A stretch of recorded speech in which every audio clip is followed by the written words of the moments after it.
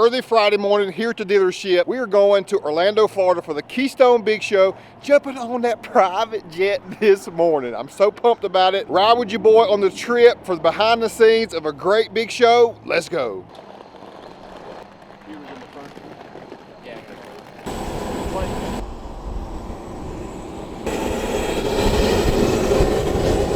Watch out front. All right.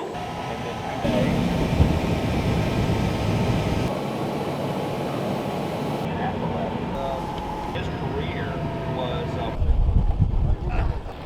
I love it. We're at the Gaylord Hotel in Orlando, Florida. I might go to Disney World tomorrow. I don't know. Keystone Big Show. Keystone is one of our major providers as far as our part and their distribution and network. They have us dialed in on getting most of our parts within 24 hours, and that's huge in our line of business. Right behind me, we have the Sun Ballroom where we're doing the introductory kickoff for the big show here, where we get to meet and greet with our distributors and providers of all of our great accessories for you great customers. Mr. Brad Akins is a special guest on the panel to be questioned by some of the best in the automotive industry. Let's go. Packed house and the show is about to get started. We welcome you to the 2024 Big Show. We have a great group of industry experts to drive our industry forward. We hope to see you on Trail City.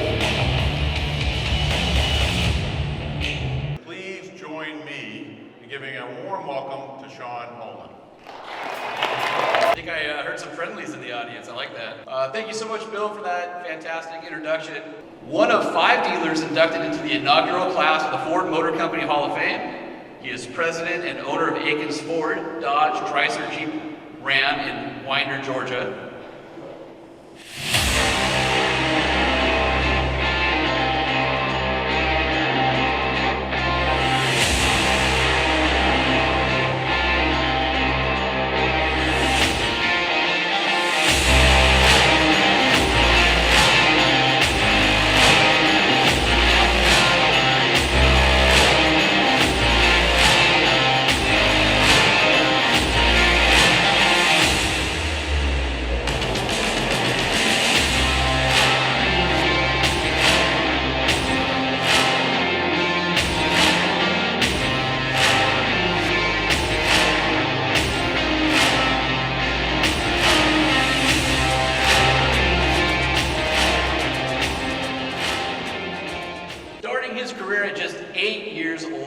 Working in the service department after school.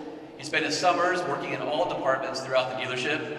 He began working full-time there after graduating high school at 17 and began to learn every aspect of the business, later becoming Akins dealer principal in 1990 at the age of 23 after the untimely death of his father, Harold. Akins' sales department moves over 12,000 new and used vehicles annually, and it was number 6 nationally in Ford sales in 2023. Akins' service, accessory, and collision departments combine to service, repair, and modify more than 70,000 vehicles every calendar year. He currently serves on Ford's marketing board and has served on Ford's dealer council and many other various boards with Ford and Chrysler throughout the years.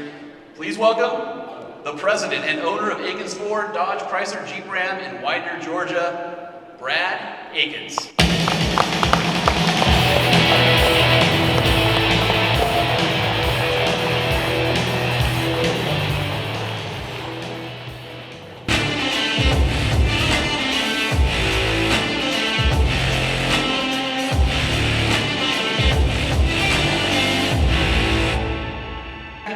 On such notable vehicles as the Mustang, the Bronco Sport, Maverick, Bronco, of course the Ford F-Series. He now leads a diverse design team that delivers production and dealer-installed appearance packages and accessories, as well as Ford performance parts and Ford licensed accessories. Today's team focuses on the strategy and design vision for these desirable products. Please join me in welcoming Ford Motor Company Chief Designer of vehicle personalization, Steve Gilmore.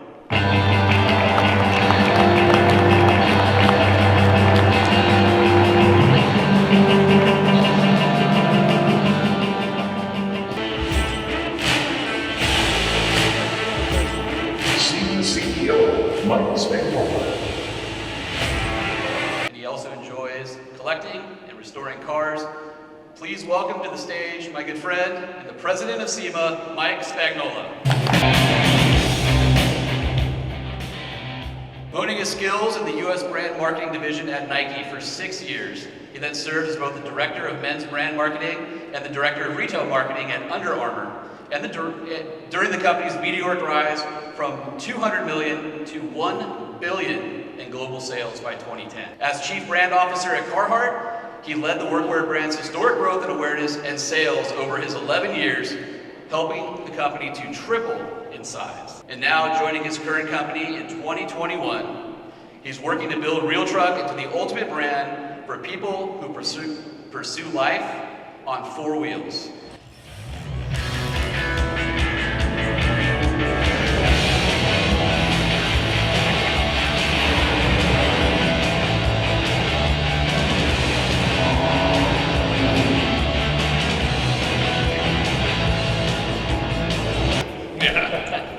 Thank you all for being here. This is quite the group. I think you can see one thing we all have in common is we like to jump things.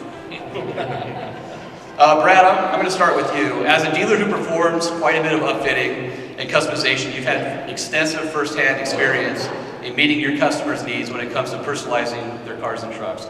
Can you expand a little bit on what it's like to be in a dealership environment that also supports the aftermarket? Yeah, well, it's a unique opportunity that we've been able to grow. That us, like, you know, many people starting a business of that, and we took accessories about 10 years ago and looked at it as a department rather than just bolt-on parts. And through trials and errors, have been able to grow it individually with its own name brand. You know, outside the dealership, having Wild Willies custom accessories, so we brought some emotion into that, and have grown it into a $1 million a month department. With the majority of that being aftermarket accessories, some being OE, but the majority of it being aftermarket, and it worked where we can complement each other and grow our business together.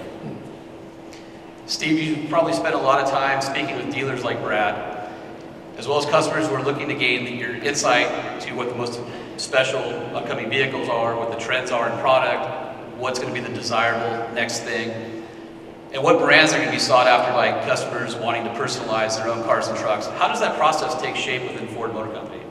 Well, it does have a lot of areas that we go into. We do talk to dealers, we talk to a lot of customers, a lot of product market research. We go to events. We have a lot of people at Ford that are really automotive enthusiasts that race, do everything. So we all go out and we look at the products, we look at what's in the aftermarket, we think about that for our future, and we use those products where we can. And moving on to Mike, isn't this customer interest and development of the aftermarket instrumental in building and developing the customer culture that is the mission of SEMA? Yeah, absolutely. I mean, our SEMA's main statement is to help our members grow and prosper. So, you know, understanding this lifestyle, protecting this lifestyle, developing this lifestyle. You know, if you think about it, the way we grow our business is to have more things to sell and more people to sell them to. So protecting and growing both more things to sell and more people to sell them to is really a critical mission for us. You know, in the last year we introduced our economic studies, and just in the specialty equipment business it was over $53 billion. And the total economic impact to the industry is over $351 billion. And so we're a big deal, and this industry is huge, it continues to grow and is healthy. As a little bit of an aside, you and I were talking about the situation of the aftermarket going away in 5 years. Oh, right. Right, maybe explain that a little bit. Yeah, so I was telling the guys earlier today that there was an article that came out that said, does the industry have 5 more years?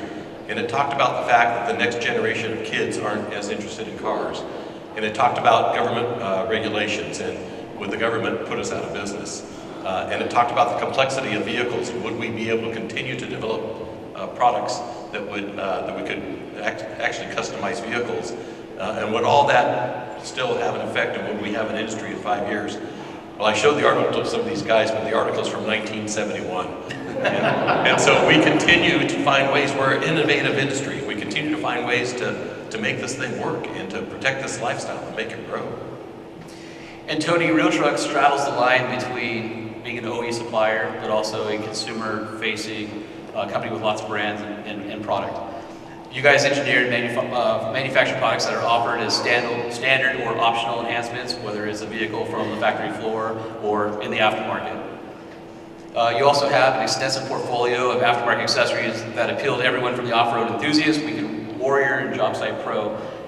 How do you balance those priorities, or how do you balance those different segments of the market so that Real Truck is really something that is important to everybody?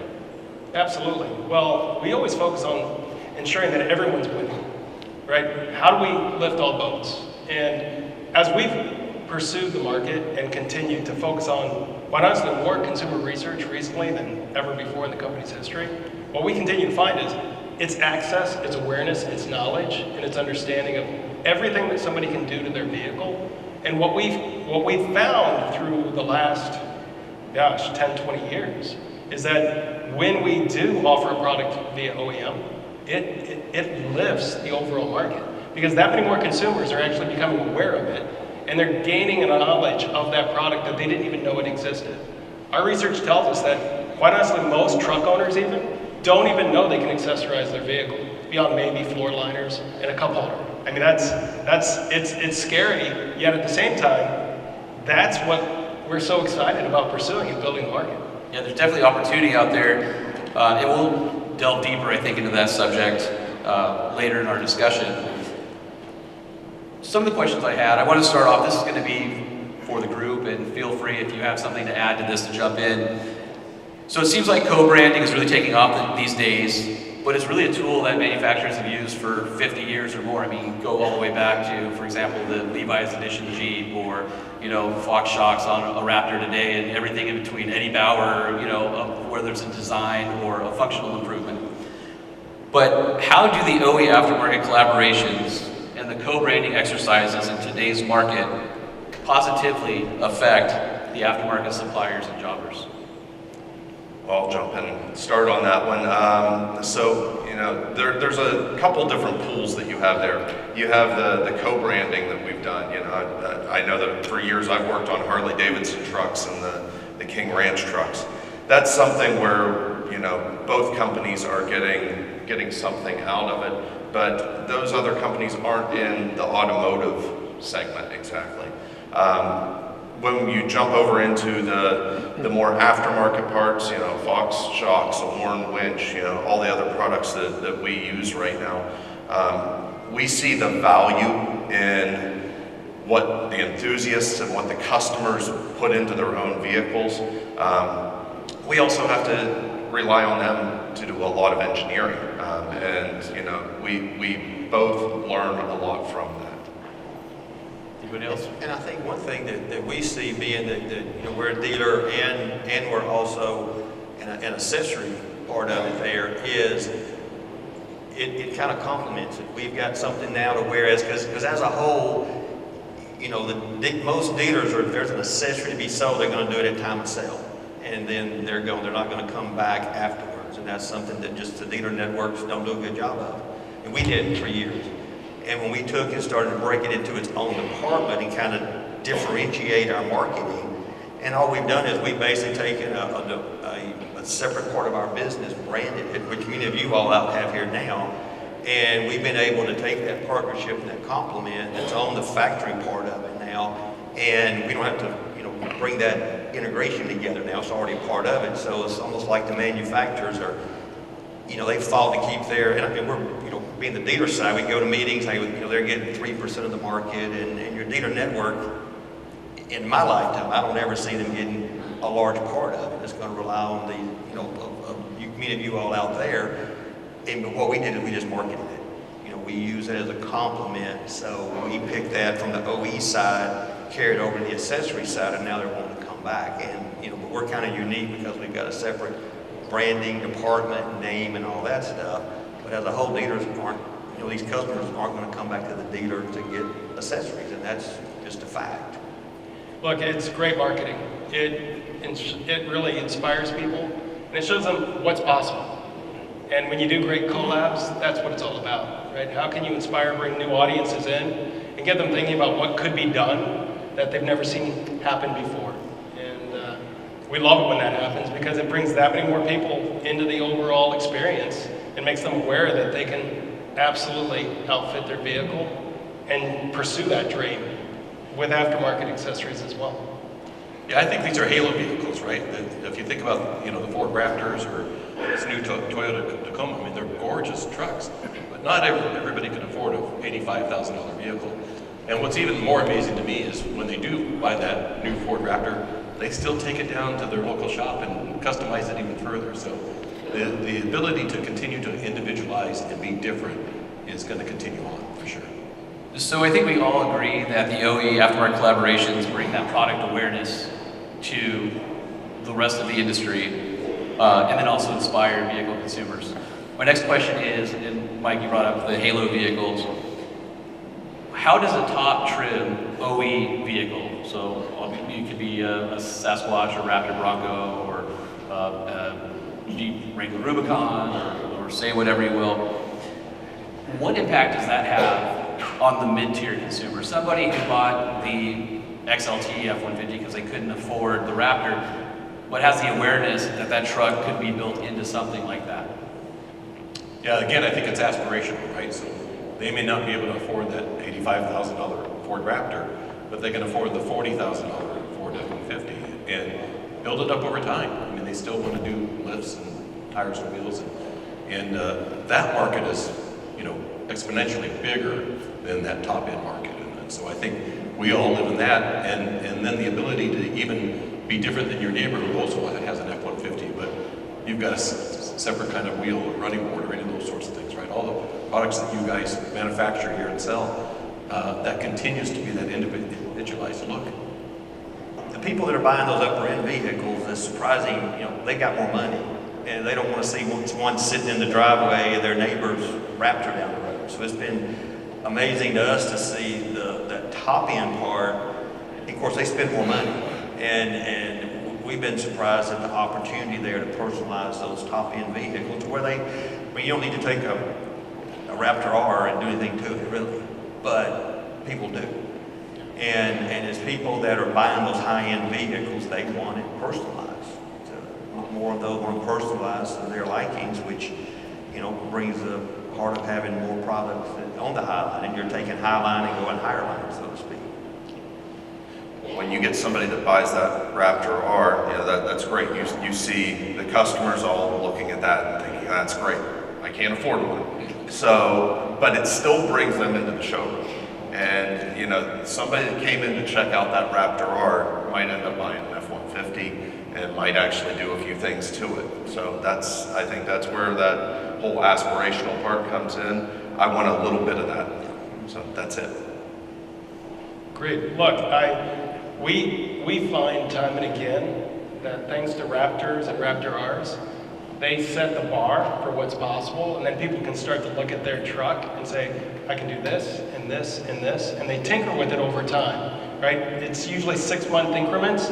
If they're married, it might be 1-year increments. We often find as well. And look, the folks get that clearance from in those, it's just listening to what they want, and as the OEs bring in the awareness, we looked at it of like, this is really cool because now you've got the OEs that are really acknowledging where the aftermarkets have gone and bringing them of even some of the factory options on that.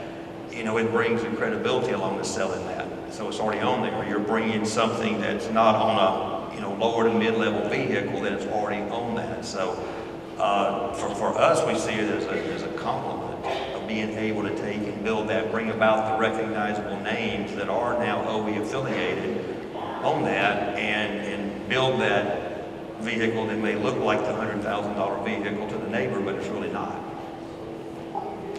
Well, from my standpoint, if a Raptor R comes out or one of the high-end vehicles, that for Ford, that's our ultimate. So we're still trying to sell the other customers the things that can help them take their vehicle up a little bit more.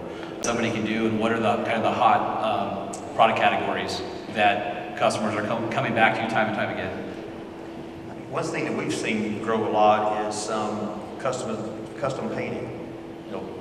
beside the blue oval, now you got black oval, the Ford oval, the Jeeps and so forth like that. The colored lighting, those packages and stuff there. So you're getting into some of the other techie stuff that you can do apps with your phone and stuff that we're starting to see come into that a lot, whereas it may be somebody, you know, on a Mustang that really, it's all they want, but then they want some light packages where you can change things in the grills and so forth that. So the technology part of that is something that we're also seeing, as well as some of the blackouts and stuff and some of the custom painting of those as well. Love what you're saying there. I'm the styling guy, Yep. so you know every bit of this is kind of music to my ears. So you know, and that's what I'm trying to take advantage of anytime I can on an OE vehicle, and putting out a package. And it's really funny because you know I'm on SEMA Pro, and I was mentioning this to Mike earlier. You know, I think they were a little bit worried about having an OE guy come onto that committee, and I think part of what I say is if I can get a win on any Ford vehicle that I'm getting the ability to put accessories on it, to upgrade it, everybody else wins. So, you know, I'm not exactly your competition. I'm trying to be your friend. Even if it's a trimmer package, an F-150 or something, it still brings you the opportunity to take that and still differentiate, because not everybody's going to want that, or even some that do, they still take and change it. So I think anything that we've seen the manufacturers do, because back in the 70s, 80s, we made a lot of money on putting Hercules bumpers on, and then they just took it into a package, and it's like, what do you do? And I think it makes all of us find what's next. And so the differentiation, with the manufacturers, because within our own self, within our dealer, we're like, okay, they have more packages, how can we still be different? And it actually breeds differentiations. They like that, but then they see they see 20 or 30 of them on the lot, and they may not want that. So we've saw where it actually kind of breeds into this within customers and ourselves to have something that's still unique and a little differentiation for those that want the OE and those that don't. And that the whole overland market just continues to grow and do different. John, you know better than anybody, but it started off with just trucks and Jeeps and Broncos. And you guys do. Well, maybe we can touch on it because putting parts and lift kits and stuff like that on a truck that are of quality, because there's all kinds of different brands and stuff out there, and you all here and us, we want to all deliver a quality product to our customers, and so a lot of that we rely on, our aftermarket relationships of those people there knowing what we're getting. So as if we're modifying those, and technology, that's going to be something that we're all going to have to work and overcome, because there's your lane keeping systems, the self-driving, the Blue Cruise, all that stuff. So, the technology collaboration is something that everybody's going to want to do. And from being on the dealer side, manufacturers like their vehicles to be cool. They like to see the YouTube video with tens of thousands of hits, that's some radical thing that somebody thought of and stuff like that. So, that's something there. It sells more cars because you get emotional and stuff like that. So, but going back to the products is making sure that all the aftermarket products, specifically as it relates to suspension modifications, that we're staying on our game with quality aftermarket parts that we're putting on it. And I think from an installer, on accessories there, again, it goes back to working with vendors, manufacturers that have gotten their own testing programs and so forth. So as we've experimented some different things with different models, and some drive better than others on certain things. So we've had to narrow down ourselves, like you all out here, know different things, different kits fit with different manufacturers and models differently.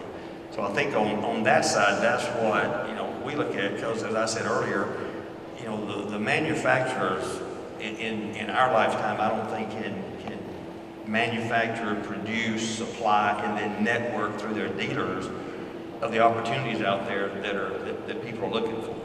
And so when you get into that aftermarket is still going to be in many, many years to come, and nothing against the OEs, but that's just a fact. The dealer network is not set up or embracing it enough to do that. You mentioned quality products, and the reason that you mentioned quality products is because when somebody buys at a point of purchase with you, it's warranted for the life of the warranty on that vehicle, 336. So as a business owner, you have to make sure that you are taking care of the customer all the way through. So it behooves you to find those quality products. Absolutely, because we're going to warranty ours 336 regardless of what it is, just because that's kind of the OE part. So we kind of embrace that too, whereas it's the same. But if you install these things right and you deal with the right brands, they rarely break. Especially suspension parts and stuff. You might have something under that, but when you get into that, we rarely have any issues or anything with on that. So that enables us to do that at very, very little expense. Mike, kind of yours, and then Tony. Yeah, I was going to say, if you think about the quality of product just in general over the last 10 years has come up so much. I mean, we, again, share CAD data with Ford. Ford gives us, we can give you the suspension off a 24 Ford Mustang to start with. I mean, it's the original CAD data, net zero. In the industry, and let them walk away with it, what would it be? And we'll start with Brett. I think from our part, and I'm going to go back to what he said about the marketing and stuff of your small retailers, that we found. We had the complement of the dealership there, but we couldn't get people in the door until we really started marketing ourselves as a separate name and entity like that. And in our market in the Northeast Georgia area, there's a few around there, but as far as really in the marketing, your name and branding it, we don't see it a lot in our market. So I think that's something that it's inexpensive to do today, what you can do that. I think the other part of that is that from the manufacturers, they bring more products and stuff like that. That brings about a lot of people seeing, they may have a plain truck at home, their neighbor brings home a trimmer package and stuff like that. So, this business I think is going to be very bright because there's still that emotional part of it.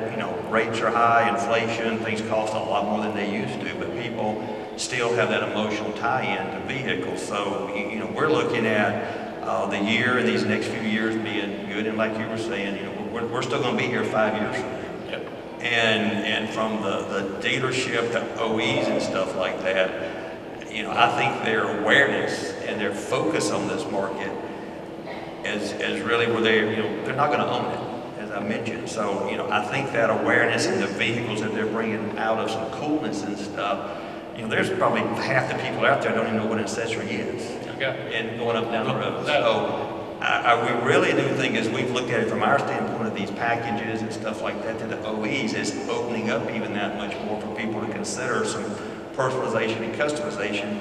But you got to be relevant and aware in your own market that when they get to that point, they can find you and not just rely on foot traffic anymore. It's the digital traffic first, foot traffic second. Steve?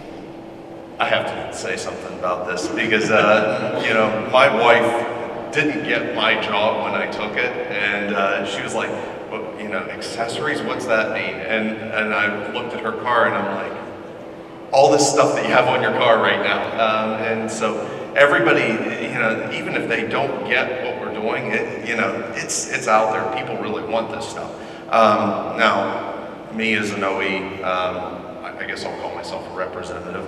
I'm an enthusiast, and like I said before, there are a lot of enthusiasts that work in our companies.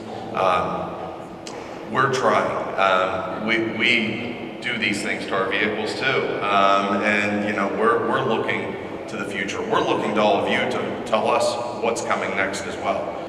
How do we make more enthusiasts, and how do we welcome them into this business, into this livelihood, and really into this lifestyle? And it's all about making it easier. Everything we talked about, it's not a simple thing if you're not an enthusiast to embark upon this journey.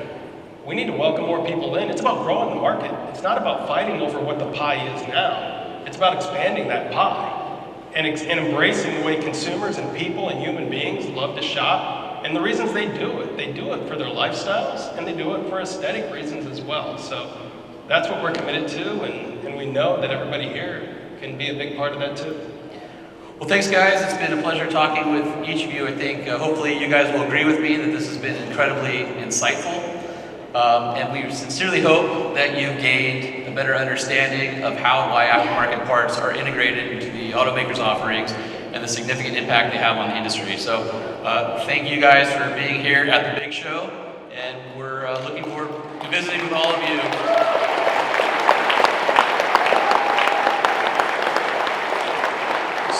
All the camp spots. Into the big show.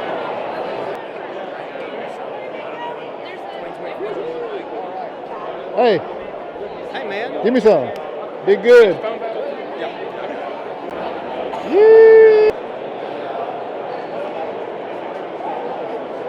Y'all know them Georgia boys love the ranch hand, and we rocking them all the time. Here it is on a Chevrolet. The Fab Four boys and girls, we love their products.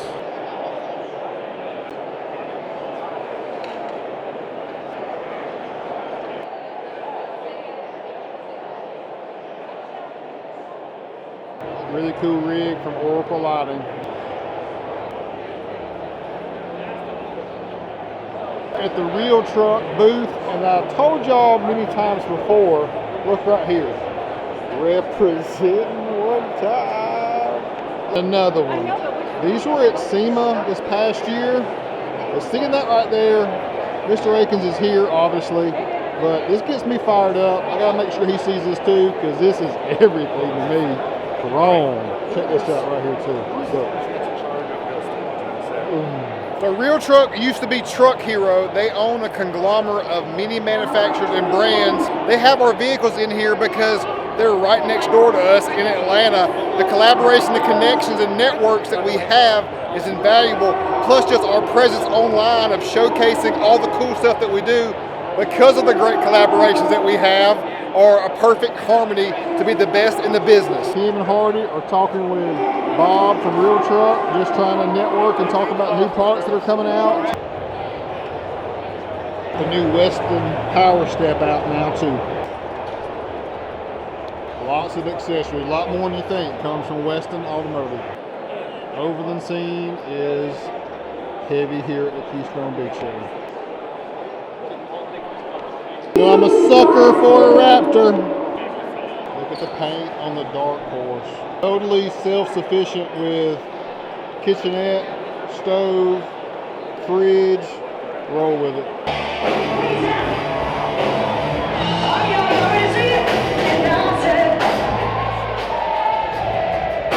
Wrapping up day one. It was a busy day. You saw us fly here, grind it out, Brad on stage, networking, eating good, fellowshipping, checking out the scene.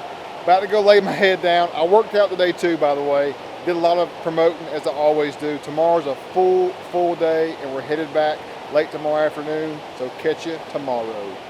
Day two, Keystone Big Show.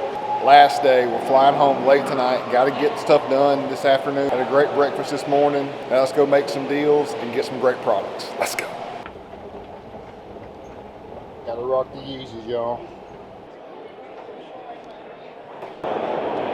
You know, K&N to me stands for Kristen and Neal, but they do make great products that I've trusted all my life. Oh yeah. Bad boy right here too.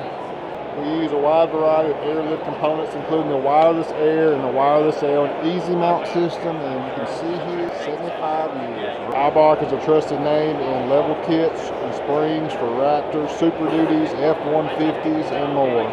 Lighting is our go-to for clearance lights and other products that sharpen up our vehicle custom package. Of course, you know we're rocking with the Ready Lift boys all the way through their entire product line, including Falcon shocks and more. Method is a premier wheel offering now owned by Fox, which is huge because we love Fox, and now they get a super great wheel company to come along with it. Power Hour means we get bigger discount, bring more products to the table to offer a better company, and you buy it from us, we're more than likely going to have the product in stock to deliver.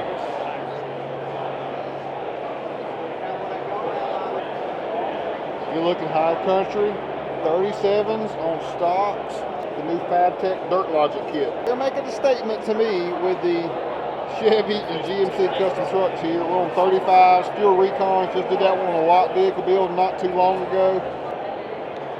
We've got a couple of the smart caps. I really like their creative and innovative way of doing a camper shell better. In that you got tables up top, Other side accessories to just help your overland or camping or adventure seeking weekend all the way around. The ARB booth, great overland and outdoor adventure products. Trailer FX, the trusted name that we use for step bars and other accessories. DZ, been around for forever. We still use them. Sierra looking good, properly equipped. Right next door, Tundra to go along with it.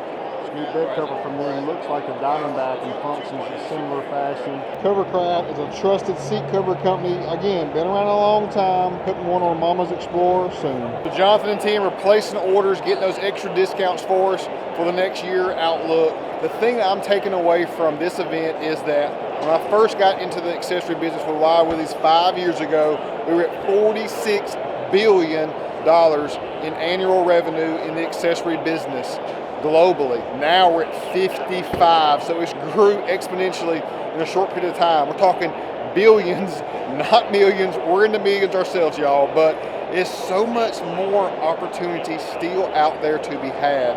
And it keeps me up at night, keeps me going, keeps me thinking of ways to market and let you all know about what we got coming to you now and in the future, because I'm not stopping anytime soon. Our staff is very eager as well, but you all know that I got so much more to bring you, and you're going to get it on the daily, so stay tuned for more. And thanks so much for watching. Hit that subscribe button, give me a like, hit the bell notification, because we're doing everything we can on a daily basis to be #1 in the automotive industry and accessory game. Let's go.